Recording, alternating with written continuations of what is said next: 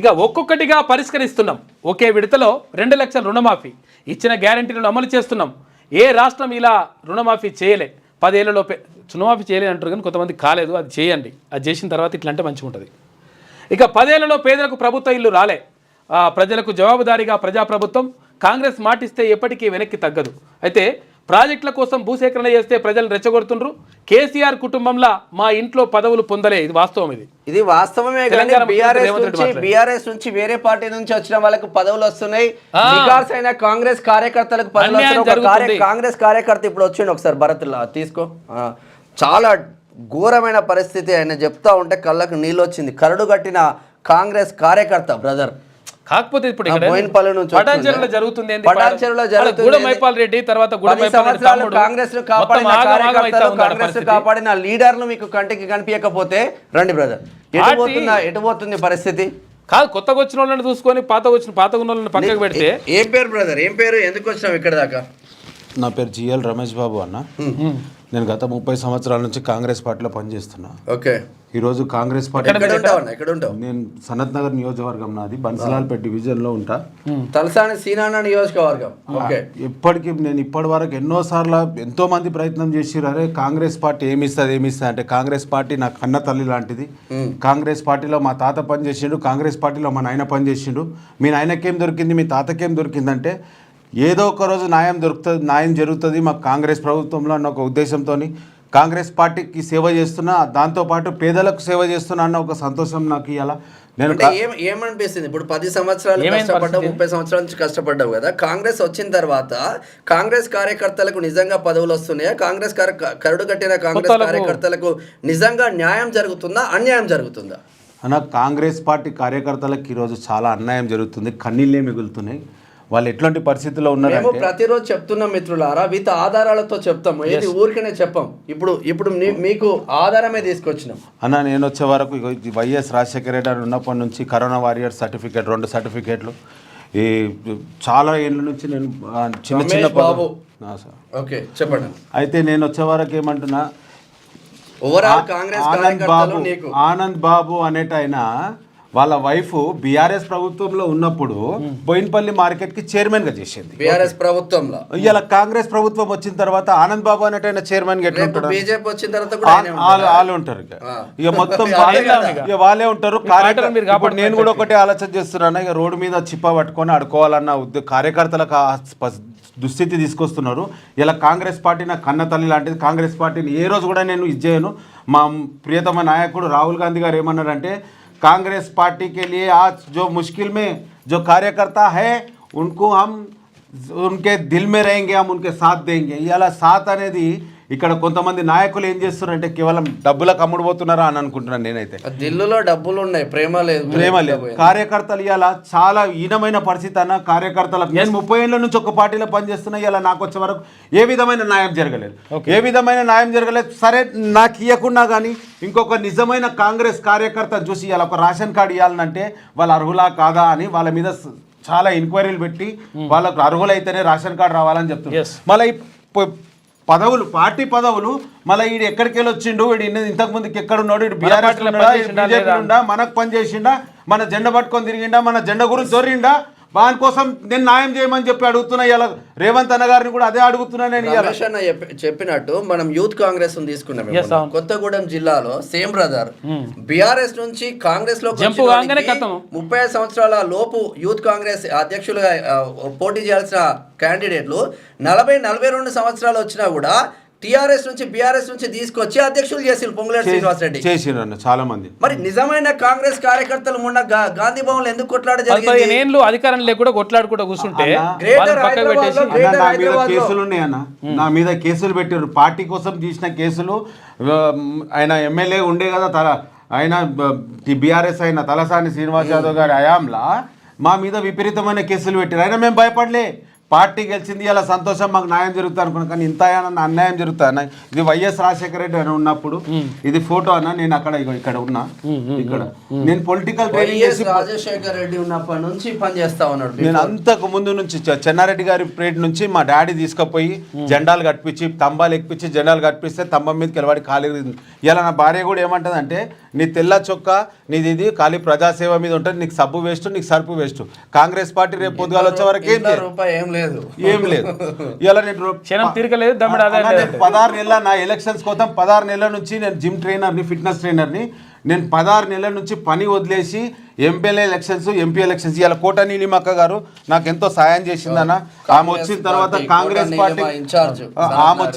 కాంగ్రెస్ పార్టీలో కార్యకర్తలకు న్యాయం జరుగుతున్నది, ప్రతి దాంట్లో తీసుకుపోతుంది. కానీ ఇక్కడ నా గురించి పొన్నమన్నకు తుమ్మల నాగేశ్వరరావు సార్ గారికి కూడా లెటర్ ఇవ్వడం జరిగింది. కానీ మా లెటర్లు కూడా ఆమెకు ఒక ఇన్ఛార్జ్, ఇలా ఎమ్మెల్యే తర్వాత ఇన్ఛార్జ్ అని చెప్పిండు కదా, ఆమెకు కూడా ఇది చేయకుండా ఇవన్నీ పక్కన రమేష్ అన్న ఇక్కడ కాంగ్రెస్ కార్యకర్తలకు కానీ ఒక కరడు కట్టిన కాంగ్రెస్ వాదిగా ఏం చెప్తాం? నిజంగా న్యాయం ఎట్లా జరుగుతుంది, అన్యాయం ఎట్లా? నేనేం చెప్తున్నా అంటే కాంగ్రెస్ పార్టీ కార్యకర్తలు చాలా కన్నీళ్లు పెట్టుకుంటున్నారు.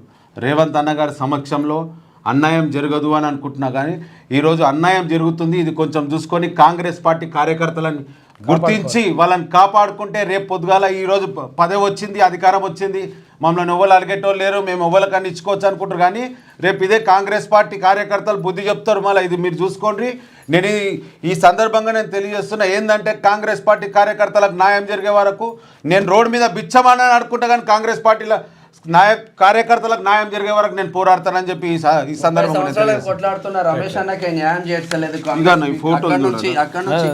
చిన్న గుడిసెల వెంకటస్వామి సార్ ఉన్నప్పుడు కూడా నేను ఇది చేసుకొని ఆ రోజు పెద్ద చాలా ఉన్నాయి తయారు చేసుకుని వచ్చిండు. పెద్ద మొత్తం ఆయన చేసిన కార్యక్రమం ఉండని అన్న, ఆయన చేసిన కార్యక్రమాలు ఏంది అనేది ఇందాక వచ్చి కూర్చుంటే ఏమైందన్న అంటే గిట్లా జరుగుతుందంటే మల్లన్న మొన్న ఒక మాట చెప్పిండు. సిద్దిపేటకు చెందిన సోయల్ని తీసుకున్నాడు. కాంగ్రెస్ కార్యకర్తలకు ఎక్కడైనా అన్యాయం జరిగితే క్యూనిస్ వేదికగా రమ్మని ఆ వీడియో చూసి రమేష్ అన్న వచ్చిండు. న్యాయం జరిగే వరకు కోట నీలిమ కదా, కోట నీలిమకు వాస్తవంగా మంచి పేరు ఉంది. తను సనత్ నగర్ ఇన్ఛార్జ్గా పనిచేస్తా ఉన్నారు. అదే నియోజకవర్గానికి చెందిన రమేష్.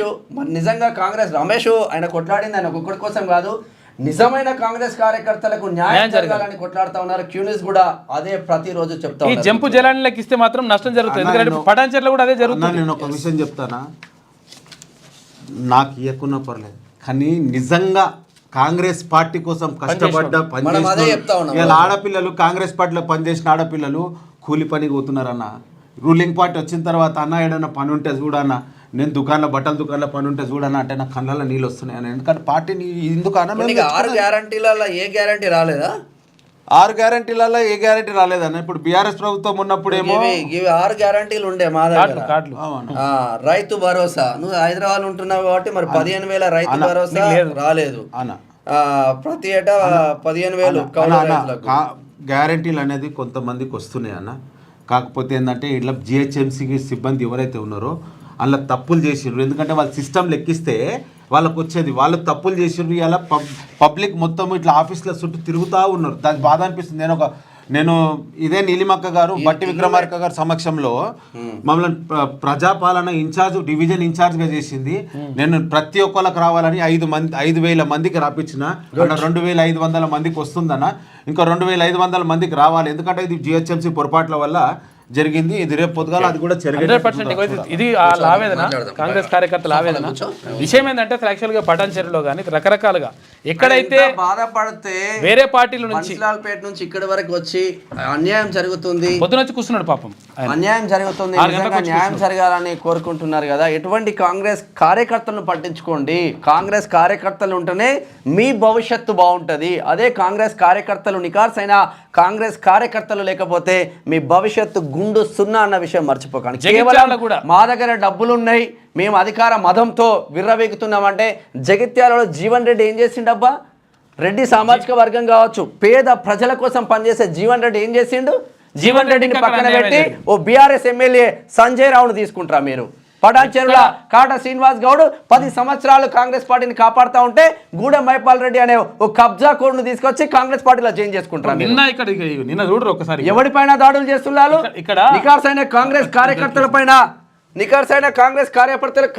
పైన దాడులు చేస్తలేరా పటాన్చెరులో? నిన్న కూడా ల్యాండ్ మాఫియా, భూ మాఫియా, క్రషర్స్, లగ్డారామ్ అనే ఊరును మింగిల్లు కదా గూడెం మైపాల్ రెడ్డి. కాంగ్రెస్ వాళ్ళకి కనిపిస్తలేదా? నిన్న కూడా వాళ్ళ తమ్ముడు ఆధ్వర్యంలో మధుసూదన్ రెడ్డి ఈ గూడెం మైపాల్ రెడ్డి ఇద్దరు కలిసి కథ పడాన్చెరుడు సర్వనాశనం పట్టించిళ్ళు కాంగ్రెస్ వాళ్ళకి కనిపిస్తలేదా? మొత్తం కథం చేసి ఇక్కడ చూడు మనుషులు తీసుకొచ్చేసి మొత్తం కూడా ఈ దాడులు చేసేందుకు ఇట్లంతా ప్రయత్నం చేస్తూ ఉన్నారు. ఏది ఈ మైపాల్ రెడ్డి వాళ్ళ తమ్ముడు, తర్వాత ఈ బ్యాచ్ గౌడ బిడ్డ పైన కాంగ్రెస్ కార్యకర్తల పైన దాడులు చేస్తారు. 10-15 ఏళ్ళ నుంచి ఆ పార్టీని కాపాడుకుంటా, తర్వాత కార్యకర్తలను కాపాడుకుంటా, ఇదంతా కూడా ఎవరికి భరోసా ఇస్తున్నారు? అరే మొన్న రాగానే భరోసాలు దేనికి ఇవ్వండి, దేనికి భరోసాలు? ఇగో ఈ బ్యాచ్ అంతా వచ్చేసి మొత్తం దాడులు బీడులు కథా కార్ఖానా, కబ్జాలు పెట్టుడు, తర్వాత ఇవన్నీ చేసుడు. పెద్దడి కబ్జా ఎక్కడనా? కబ్జాలు ఎందుకు పెడుతున్నారు అంటే ఇంకా అవును కానీ ఈ విషయం కూడా గుర్తుపెట్టుకోరు. ఇప్పుడు ఏమంటారంటే కబ్జా కాలంని మేము తీసుకొస్తామని చెప్పేసి ఇప్పుడు ఏది భూభారత్లో కబ్జా కాలం ఉంటుందని చెప్పి చెప్తున్నారంట. దాంతో కబ్జాలు ఎవరు ఉంటారో వాళ్ళకి న్యాయం జరుగుతుందంటే ఇప్పుడు ఏం చేస్తున్నారంటే కబ్జాలు పెట్టే ప్రయత్నం చేస్తున్నారు అందరూ. ఎవరైతే కబ్జాలు ఉంటే వాడికి న్యాయం చేయండి. ఇదంతా జరుగుతూ ఉంది. ఇగో చూసుకోరు ఎట్లుండదు కథ. దాడులు ఎక్కడికక్కడ దాడులు చేసుకుంటూ ఆగం చేసుకుంటే ఇదంతా ఉన్నది పరిస్థితి మొత్తం ఆగం. కాబట్టి మీరు ఒకవేళ ఈ జంపు జిల్లాలకు మేము మంచి చేస్తాం, తర్వాత అట్లా చేసుకుంటాం, ఇట్లా చూసుకుంటాం, వాళ్ళ నుంచి ఏమైనా కమిషన్లు వస్తే చూసుకుంటాం అంటూ మాత్రం పార్టీ మొత్తం దారుణంగా నష్టపోతుంది. మీరు అర్థం చేసుకోరు. దీనిపైన ప్రత్యేకంగా టీపీసీసీ అధ్యక్షుడు మహేష్ కుమార్ గౌడ్ కూడా దీనిపైన దృష్టి పెట్టాలి. ఎందుకంటే ఇక్కడ ఇప్పుడు కాటా శ్రీనివాస్ గౌడ్ నిజంగా కూడా పాపం నిజాయితీగా పనిచేసిండు. అప్పుడు ఇద్దరికి టికెట్లు ఇచ్చేసి అటు కాకుండా ఇటు కాకుండా చేసేసి అక్కడ నీలమధుక్ అని చెప్పిండ్రు, తర్వాత ఒకసారి నీలమధుక్ అని చెప్పిండ్రు ఒకసారి, తర్వాత ఆ తర్వాత కాటా శ్రీనివాస్ గౌడ్ అని ఫస్ట్ కాటా శ్రీనివాస్ గౌడ్కి ఇచ్చింది, తర్వాత నీలమధుక్ మళ్ళా మార్చి అది సెట్ చేసుకోవడం టైంలోనే అక్కడ గూడెం మైపాల్ రెడ్డి ఏం చేసిండు, మొత్తం అందరినీ తీసుకొని క్యాంపులు దీనికి అందరికి కారణం మరి ఏందో తెలియదు కానీ కాకపోతే ఏంటంటే మీకే నష్టం జరుగుతుంది. అది అర్థం చేసుకోవాలి. క్యూ న్యూస్ ఛానల్లో పనిచేయటకు అనుభవం గల సీనియర్ వీడియో ఎడిటర్స్ కావాలను సంప్రదించవలసిన నెంబర్ 8688926084. qnewsads@gmail.com ను సంప్రదించండి. లైక్ చేయండి.